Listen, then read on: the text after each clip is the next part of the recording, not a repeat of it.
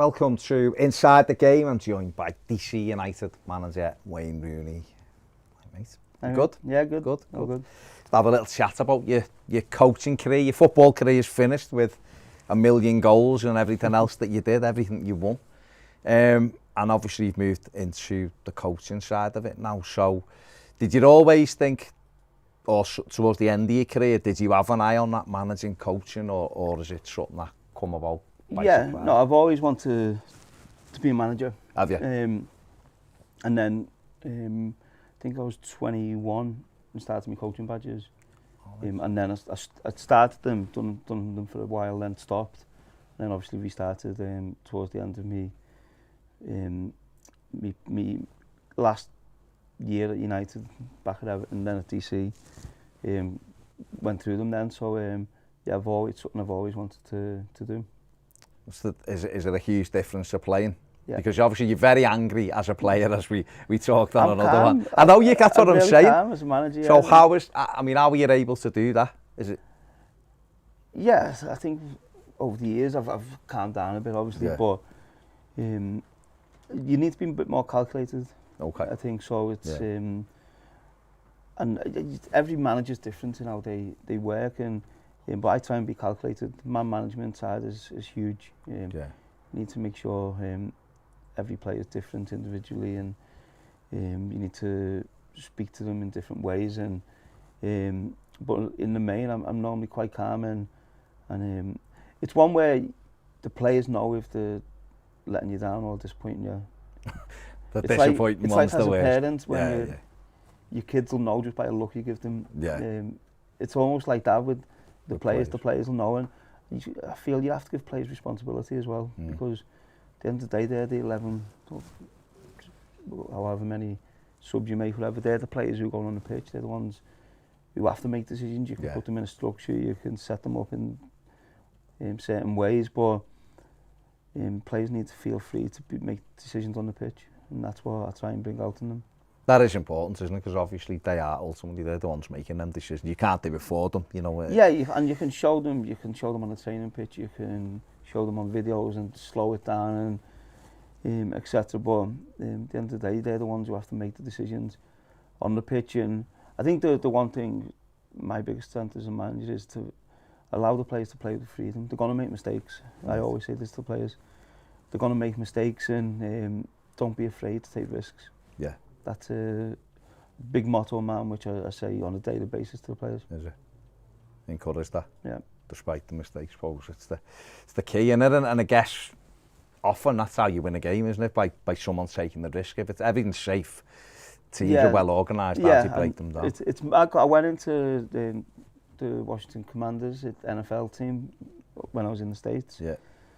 So I went to watch them train and spoke to the coach, and so it was interesting to see the difference, and they play to not make a mistake. So that's their whole game, is to not make a mistake, where I'm saying to players, I'm actually not encouraging it, but I'm saying you're going to make a mistake, it's fine, it happens, because if you don't make a mistake, you're safe. You're playing safe. You're playing sideways, you're playing backwards. I want you to break lines, I want you to put balls in the box, I want you to try things, and it's amazing when you see players change that mindset and do that, how much better players they become.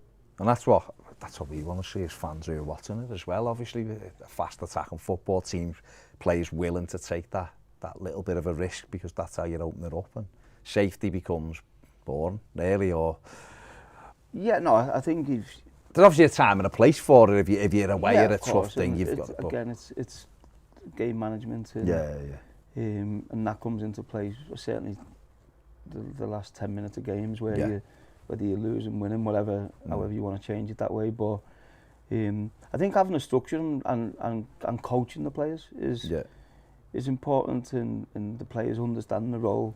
And we had it at Derby when I went in just after Christmas as full-time manager, and I was adapting to the opposition from game to game, and we stayed up the last day of the season, and then the next summer, my pre-season was 11v11s, constantly 11v11s, drilling the style of football I wanted the team to play, and we had, I give 21 debuts, I think it was, from the academy in that season, and every player knew exactly what the role was, so they go on the pitch and they knew where they were going, they knew what they were doing, and that's really why we were able to, I think we 56 points, I think we picked up with a team of kids, plus Jags for half a season and 2 or 3 older lads, but these are all 15-year-old playing. It's all young kids who've never played first team football who, in fairness, they done incredible. Did well.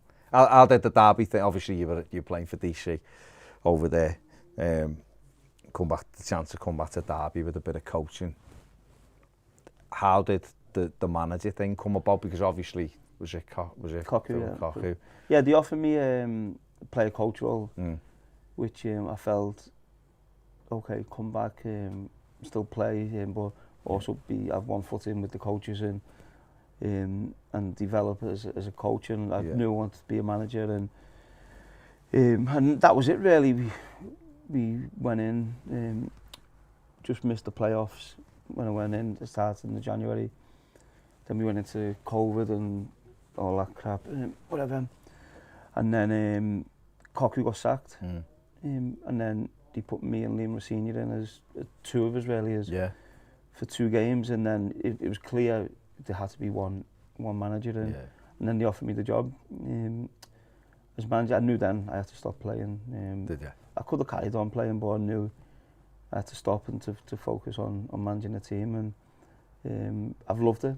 I've loved every minute you've been there at DC, being around football and trying to develop players, develop young players, and develop your team. It's been great. Has it been a difficult transition from player to coach, player to manager, really? Yeah, not so much. No. No. Okay. I feel comfortable. Yeah. I feel comfortable, and I think the main thing is I know what I want. I know how I want my team to play. I know how I feel it should be coached in. So, and of course you learn along the way different things as well. But I'm very clear in how I want my team to play. So that makes it a lot easier.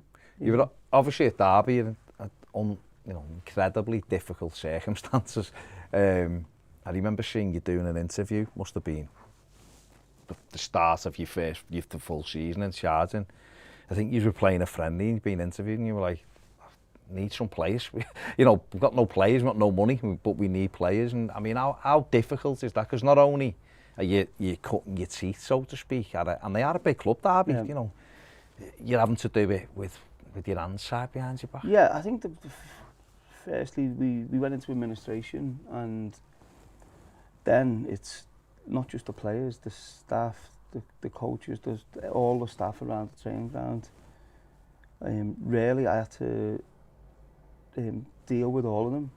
And there's people going to lose their jobs. People get made redundant. It was just a mad thing, and I felt the best way for me to do that is be honest with people and be truthful. So I called a meeting with all of them, all the staff, and I said to them, listen, I'm going to be honest with you, some of you are going to lose your jobs. This is what happens. It's sad, it's not nice. I'll do everything I can once we come out of it to get you your job back. Nice, But I'm going to be honest with you, some of you are going to lose your jobs. And obviously I weren't in control of who that was. That was the administrators then. We were in control of that, and so some did, and it weren't nice. It was horrible to see people who've been at the club a long time, or people then getting the livelihood taken away from them. But I just felt honesty was the best way to deal with that, and then with the players, we couldn't even play players. We signed players to 23s and we couldn't use them. What the EFL were putting in, and signed Jags, I could only sign them till the January, then we couldn't re-sign them, and the restrictions were crazy, and just having to deal with that. And I literally brought the under-23 team up to the first team, mixed with a few first team players with experience. So it was a challenge, but in fairness to them, they loved it. They loved coming in every day. Jags, and I know Jags at times can be a bit difficult, but he was brilliant. Come in and just giving them responsibility and treating them like adults. Yeah. And that's how I treated all the players, as adults, and open with them and honest with them, whether they're good, bad, whatever it was, and I got a great response from them. Is it difficult to motivate players with obviously the other stuff going on in the background, or were you able to just... Again, it's just, for me, it was purely about being honest with the players in difficult situations. I had 7 players do the pre-season with us, and not knowing if they can sign or not.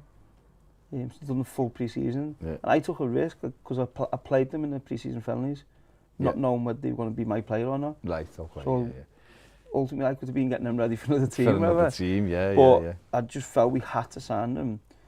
So then we agreed for them we could sign them then on really low salary. It was incredible that they signed for what they did, to be fair to them. They all come down the same ground, and then with their agents, 7 players, and ready to meet Mel Morrison, and then he's turned around and said, no, we can't sign them. And I was like, what do I do here? I've got them down, I've been told that we can sign. So then this is what I was saying about being honest and truthful with them. I called all the players in with Mel Morris. I said, right, he's got something to tell you. And he didn't tell them that, obviously. He was like, oh, I don't know, I'm waiting for something.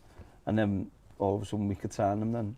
Right, okay. So we signed, a couple of weeks later we managed to sign them. Whatever, so there's certain things and decisions you make, and I think just sticking to your principles. I mean, you've had to learn a lot very quickly, haven't you? In that job was obviously. I think I've had 2 of the toughest jobs. I mean, points deduction. You know, the fact that you got so far into the season with still being able to stay up. Because I remember looking part way through the season, it must have been January, February, and if you wouldn't have had the points deduction, you were like 10th in the league. Like, you know, it was incredible what you were doing. Yeah, and honestly, with some of the young lads, and I know I keep going back to it, but they'd never played a professional game. They'd never played in front of fans. So to get some of them, and I had 2 players on the bench who, at the time, didn't even know they couldn't come on. They could sit on the bench, but they actually couldn't come on. That's to the mad. Rules, Which was, they didn't know, so to warm up. I remember them warming up thinking, you can't go on anyway. anyway. We had no other players, so we just put them on the bench as a reward. Yeah. But they didn't know, they couldn't get on at the time. So then I ended up having to get the players that young, I had to get the players in with the parents, and I'm speaking to the parents, explaining the situation of what it is and how we're trying to move forward. And then when I could play them, just some of the performances. Remember Liam Thompson, little 5'6" lad, but you're right. Cheers. 5'7", cheers. But little small lad, and I said to the lads, because they were training with us, then getting game time with the under-23s, the ones who weren't playing, and that's important to me. And I stress this to the players: if you don't play well for the 23s or your attitude's not good, because you've now trained the first team, you won't play. You won't play for me. No. We had a game on the Monday night in the 23s, and 5 or 6 of the lads played. They were terrible. One of them, Liam Thompson, best player by a mile, and he had been for a few games with them. The rest were terrible, who thought they were too big for the 23s. And so I had a meeting on the Tuesday. It said, you were crap, you were crap. Tomo sat at the back, said, Tomo, you were brilliant again. We're playing Bournemouth on Sunday. You were top of the league at the time. Said, you're going to start for me. Never played before. And you could see his face. He was like, that was perfect for me to show these 5. Give them that message. It's important when you're playing for the 20s that you do it right. And he started the game, got man of the match, best player on the pitch. Then we played Fulham away. He was second in the league at the time. Again, best player on the pitch. And then he's gradually his performances, and so I think you give young players responsibility. Sometimes they surprise you. Do you think that, I know you were obviously a tremendous young player, but is that because of what you had as well? You were in at a young age as well? Or? You see things, and you see things in players, and I know I've seen it many times some managers there's a lot of pressure and managers are scared of the jobs and stuff, so it's more difficult to put a young player in, and you don't know. Sometimes you are taking a risk, but I think you see them every day in training. You can see what they're about, what they've got, and I'm a big believer in giving them a chance and helping them and coaching them and making them feel at home and making them feel comfortable on the pitch, and I think by doing that you get more. I think the old school way of managers screaming at them, it won't work in today's society. That wouldn't work. What are you'd often hear managers going, non-negotiables. If you had like 3 as a manager now, what would they be for you that you say to or that you expect from players? There's loads of different things on the pitch, off the pitch. There's loads of different things. Of course, you don't want players turn up late for training or late onto the training pitch, or there's the injury prevention stuff. You don't want them not doing it. There's stuff like that, and for me, it's hard work. Hard work. Yeah. That's it's always stuck with me. It was Alex Ferguson said it. So you can be the most talented player in the world, or you could work in different jobs, whatever you work as. The greatest talent you can have is getting up every day and working hard. And that's always stuck with me, and that's what I expect from my teams. Not, and as I said, they make mistakes, or a player will have a bad game, or the team at times might have a bad game. But I know what fans want to see. I know what fans expect. I know what I expect, and that's the players to come in every day, train hard and play hard. You have time off, you have your days off, you have time to spend with your family, your mates, whatever. But when you're in training and when you're on match day, you have to work hard. That's like that has to happen. Yeah, the bare minimum. What's your thoughts on like data and stuff as a coach? Are you a big data guy, or are you? You can use it, of course, and you can use it you can see if a player's likely to get injured in training, if you push him a bit harder. There's loads of different things you can do, and that's where I delegate really well with my staff. And, right, yeah. They know more than I do on the data side of things and stuff like that. So, and if anything flags up, then obviously they come to me and I'll deal with it, whatever. But I think it's important, because you'd be crazy not to use it now, because there's so much technology which can help you and benefit you, and so we use it. But I think sometimes as well we tend to forget that your eyes can see a lot as well. Yeah. But you can use all the data as well to help you give that strong base. Would you use that? Consider that with recruitment as well?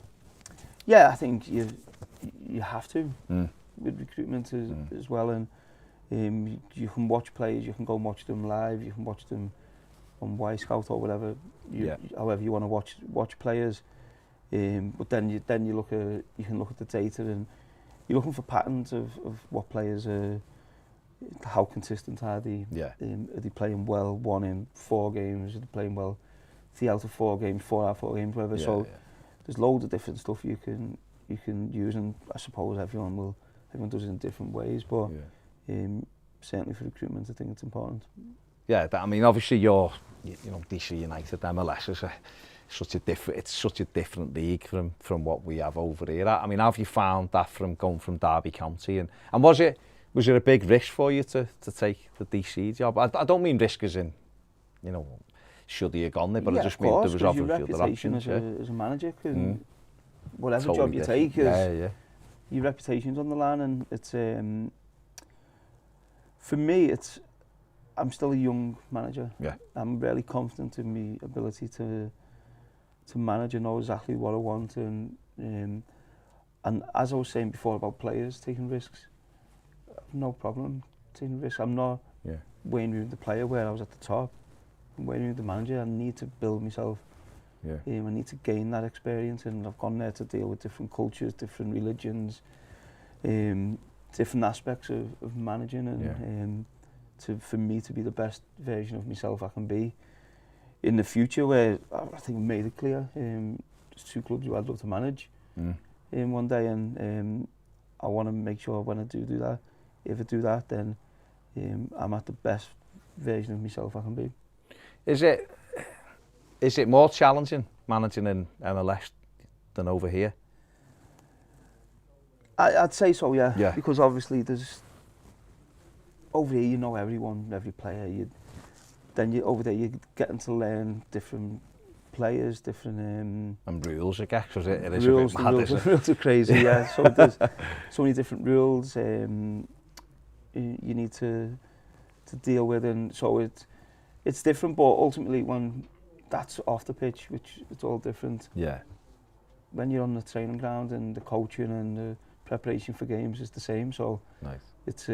It's me learning stuff off the pitch, yeah, rather than actual stuff on the pitch, which I feel can really benefit me and help me. You, with players, your nature or nurture, what do you think? Is it a case of the natural ability, or can players, because it's difficult for you because you did have that natural ability, and I've heard you say you're probably one of the last like street footballers that have come through in terms of just literally being out with your mates. And so is it all just simply about natural ability, or do you look up and think, no, you know, we can coach and coach? I think it's details. Is that what's key? It's details, yeah. And if you get a chance, you can come over and watch us train, and you'll see how I work as well. And it's I really focus on the details. Right, okay. Which there's a difference between why a player can play for a mid-table team in the Premier League or play at the top. And it's not physical aspect, it's not can he pass the ball from A to B, it's the details. That's the difference. So go on and give me an example of what you're talking about in details. Because people are so going, well, what does he mean in detail? No, with the amount of times you see a goalkeeper, for instance, pass the ball to a centre-half and pass it to the wrong foot. Then it makes it so much easier for the opposition to press. Where actually if you pass it to the right foot, they can't press it, or so it's just those kind of things. That's a small detail of the angle of how you press, your body position. There's different little details which makes a huge difference, and I focus a lot on that with the players, and it might be the players out of position by 1 yard. Okay, it's that fine, like and the detail. It's a detail where if he's actually a yard here, it stops. Yeah, it stops action. Or everything happening. Where by him being a yard this way, we're in trouble. So it's detail, and it takes a lot of preparation as well, and because we show it daily to the players on the screen, and we show them, and we pull players into the positions, and it's exactly what I was saying before, done with Derby.